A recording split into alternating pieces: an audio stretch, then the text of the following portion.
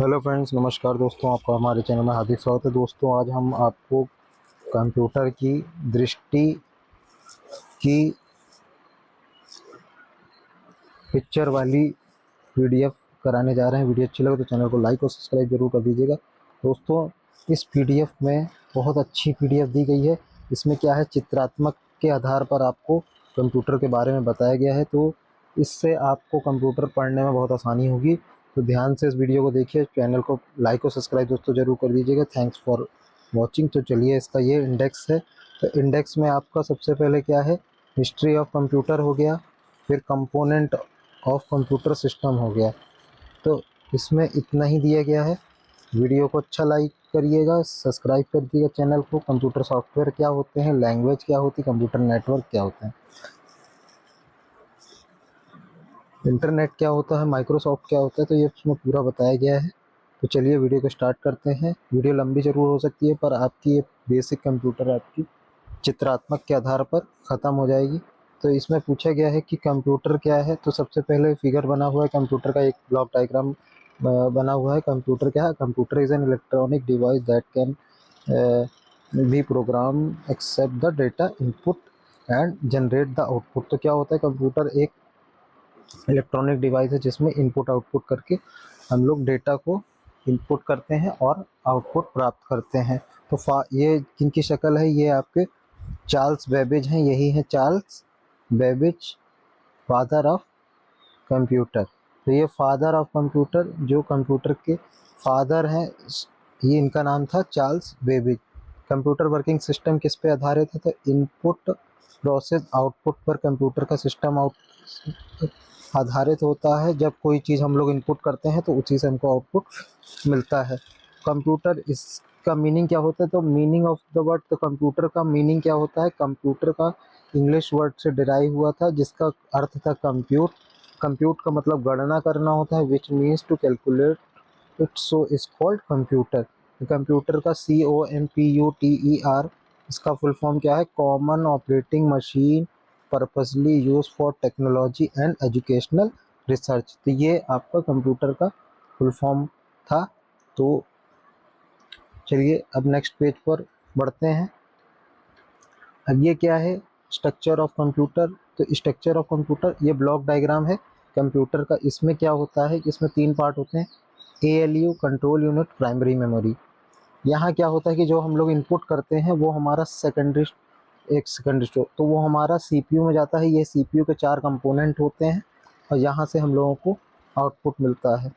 5 major function of computer क्या होता है, to store the data, to control, to process, to display the data. Characteristic of computer का क्या होता है, तो fast speed, accuracy, memory, diligence, reliability, secrecy and multitasking होता है। कैरेक्टरिस्टिक हो गया। फिर वर्किंग सिस्टम ऑफ कंप्यूटर देख लीजिए, input unit, control unit, arithmetical unit, memory unit और आउटपुट यूनिट। ये वर्किंग सिस्टम ऑफ कंप्यूटर हो गए। फिर पेरिफेरल डिवाइस क्या होते हैं, पेरिफेरल डिवाइस वो डिवाइस होते हैं जो कंप्यूटर से जुड़े होते हैं, जैसे कि आपका माउस हो गया, कीबोर्ड हो गया, मॉनिटर हो गया, प्रिंटर हो गया। इन्हीं को इनपुट आउटपुट डिवाइस भी कहा जाता है।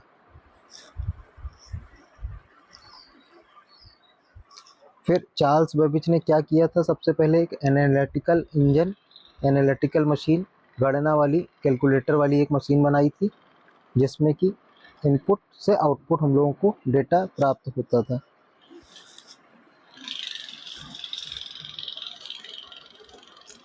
अब 3000 साल पहले क्या था, अबेकस एक मशीन थी जो कि चाइना में ओरिजिनेट हुई थी। तो वो क्या करना था, उस मशीन से हम लोग गणना करते थे। फिर 1967 में अबेकस डिवाइस बना, फिर नेपियर बोन डिवाइस बना, फिर उसके बाद पास्कलाइन बना। तो ये सब के जनक कौन थे, चार्ल्स बेबेज थे। 1822 से 1833 AD में इन्होंने बहुत इन्वेंशन किया जो आज हम लोग इस कंप्यूटर को देखते हैं, पढ़ते हैं। फिर 1889 में हॉर्टिलेचर कैंसस टेबुलर बना। फिर ABC is an abbreviation form of Atanasoff Berry computer. फिर मार्क 1944 वर्ल्ड वॉर के समय मार्क 1 बना। फिर 1944 में एडवेक बना। फिर 1943 से 46 में एनिक बना। फिर इसी तरीके से कंप्यूटर बनता गया और कंप्यूटर की क्रांति होती रही। चलिए आगे बढ़ते हैं। डिजिटल कंप्यूटर आए, हाइब्रिड कंप्यूटर आए, मिनी कंप्यूटर आए, माइक्रो कंप्यूटर आए, फिर पर्सनल कंप्यूटर आए, फिर वर्क स्टेशन आए, फिर नोटबुक आई, फिर लैपटॉप आए, पाम टॉप आए, नोटबुक आई, फिर टैबलेट कंप्यूटर आए, फिर आपके स्मार्टफोन्स आए, मोबाइल आया, सिम्बियन आया, एंड्रॉयड आया। इस तरीके से कंप्यूटर की जनरेशन स्टार्ट होती चली गई। ये आगे बढ़ते हैं। तो फर्स्ट जनरेशन ऑफ कंप्यूटर, ये इम्पोर्टेंट पूछ लेता है। फर्स्ट जनरेशन ऑफ कंप्यूटर में क्या था कि यूज़ ऑफ हार्डवेयर में वैक्यूम ट्यूब का यूज़ हुआ था। ये आपका वैक्यूम ट्यूब होता है। फिर सेकेंड जनरेशन ऑफ कंप्यूटर में क्या था, it is an electronic device made up of a semi conductor. ये होते हैं आपके सेमी कंडक्टर। थर्ड जनरेशन में आपके मैग्नेटिक टेप और आईसी सर्किट स्टार्ट हो गए थे। फिर फोर्थ जनरेशन ऑफ कंप्यूटर में चिप लेवल पे काम हुआ और ये फोर्थ जनरेशन में हमारे प्रोसेसर आ चुके थे। Fifth generation of computer artificial intelligence से जुड़ी हुई है, जो आज हम लोग देखते हैं। तो generation of computer at glance देख लेते हैं। हार्डवेयर यूज़ हुआ फर्स्ट जनरेशन ऑफ कंप्यूटर में, वैक्यूम ट्यूब, सेकंड में ट्रांजिस्टर, थर्ड में आईसी, फोर्थ में माइक्रो प्रोसेसर और फिफ्थ जनरेशन में ULSI ultra large scale integration. Software क्या यूज़ हुए थे, तो इसमें मशीन लैंग्वेज बाइनरी यूज़ होती थी, सेकंड जनरेशन में असेंबली लैंग्वेज, थर्ड जनरेशन में स्टैंडर्डाइजेशन हाई लेवल लैंग्वेज जैसे कि C हो गया, और फोर्थ जनरेशन में CUI interface Unix and C language start हुई। इसी तरीके से जनरेशन ऑफ कंप्यूटर चलती चली गई। अब हार्डवेयर देख लेते हैं। दो फिगर बने हुए हैं, एक हार्डवेयर है, एक का सॉफ्टवेयर है। हार्डवेयर क्या होता है, जिसको हम लोग छू सकते हैं। तो हार्डवेयर में मॉनिटर को छू सकते हैं, कीबोर्ड को छू सकते हैं, प्रिंटर को छू सकते हैं, स्कैनर को छू सकते हैं, माउस को छू सकते हैं, कैबिनेट को छू सकते हैं। ठीक है, पेन ड्राइव को हम लोग आराम से छू सकते हैं, तो CD को छू सकते हैं। तो ये आपके हार्डवेयर हो गए। अब सॉफ्टवेयर पे आते हैं। सॉफ्टवेयर क्या है, तो सॉफ्टवेयर आपके जो विंडोज़ में यूज़ होते हैं, तो ऑपरेटिंग सिस्टम हो गया, एक्सेल हो गया, पावर पॉइंट हो गया, PDF हो गया, कोरल ड्रॉ हो गया। फिर आपका देखते हैं इनपुट डिवाइस। तो इनपुट डिवाइस का काम क्या था, जैसे कि कीबोर्ड, जो कि जिस चीज़ से हम लोग इनपुट करते हैं वो हमारे इनपुट डिवाइस होगा, और जिन पर हम लोग आउटपुट प्राप्त करते हैं वो हमारे आउटपुट डिवाइस हो गए। तो इनपुट डिवाइस आपके माउस हो गए, जो पॉइंट पर काम करते हैं, माउस हो गया, ट्रैक बॉल हो गया, जॉयस्टिक हो गया। फिर पिक डिवाइस आपके लाइट पेन हो गया, टच स्क्रीन हो गया। ऑडियो इनपुट डिवाइस हो गया, voice recognition, sound card, microphone.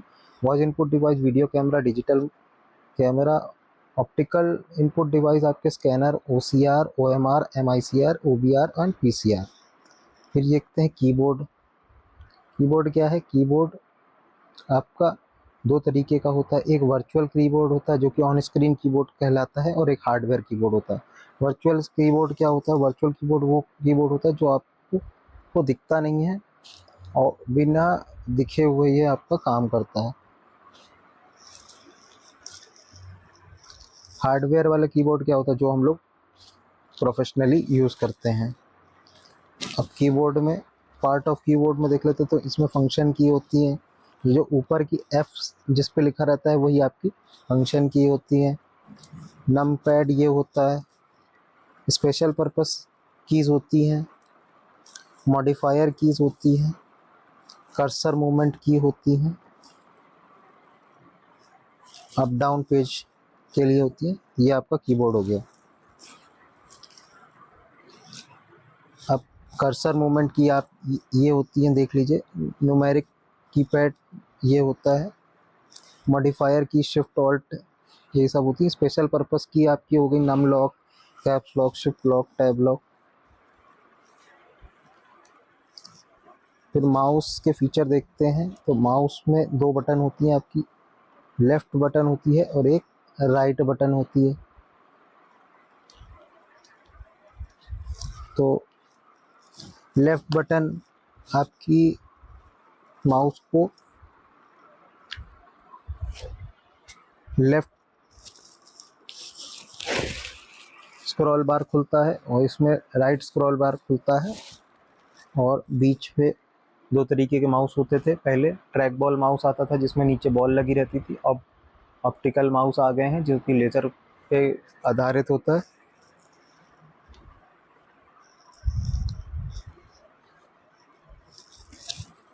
तो ये माइक्रोफोन, ये इस तरीके का माइक्रोफोन होता है। डिजिटल कैमरा इस तरीके का होता है। वीडियो कैमरा इस तरीके का होता है। स्कैनर इस तरीके का होता है।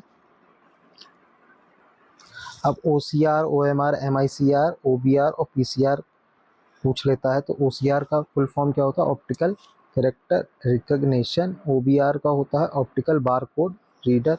OMR होता है optical mark reader. MICR magnetic ink character reader, ये चेक में होता है। PCR होता है पंच कार्ड रीडर होता है। अब स्टोरेज डिवाइस पे आ जाते हैं। तो हमारे कंप्यूटर में दो तरीके के स्टोरेज होते हैं। प्राइमरी स्टोरेज होता है और एक सेकेंडरी स्टोरेज होता है। प्राइमरी स्टोरेज को मेन मेमोरी कहते हैं और सेकेंडरी स्टोरेज को ऑक्सिलरी मेमोरी कहते हैं। प्राइमरी स्टोरेज परमानेंट और नॉन वोलेटाइल होता है और सेकेंडरी स्टोरेज डायरेक्ट एक्सेस होता है, जैसे कि हार्ड डिस्क हो गया, SSD हो गया, फ्लॉपी डिस्क हो गया, सिक्वेंशियल होती है। और प्राइमरी मेमोरी में भी दो तरीके की होती है, रोम होती है और एक रैम होती है। रैम आपकी डायनेमिक रैम होती है कि स्टैटिक रैम होती है।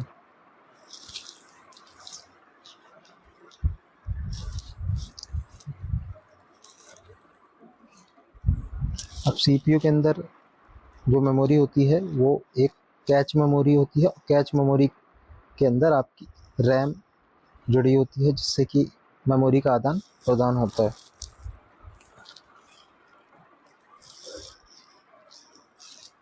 बहुत बेसिक किताब है। इसमें कुछ ऐसी चीज़ें जो आप लोगों ने पहले से पढ़ रखी हैं, इसलिए वो चीज़ हम यूज़ देख नहीं रहे, बस आप देख सकते हैं कि इसमें अच्छा दिया हुआ है कि जो बेसिक कंप्यूटर बिल्कुल नहीं जानता उनके लिए ये PDF बहुत अच्छी किताब है। आप इसको मंगवा भी सकते हैं।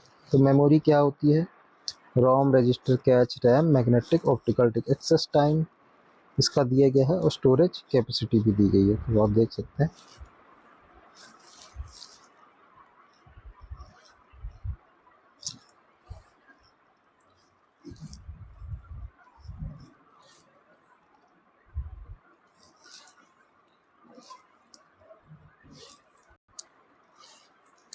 जो इम्पोर्टेंट है मैं वही बता रहा हूँ, बाकी चीज़ें छोड़ दे रहा हूँ ताकि वीडियो ज़्यादा लंबी ना बने। तो ये आपका प्लॉटर होता है, लेज़र प्रिंटर।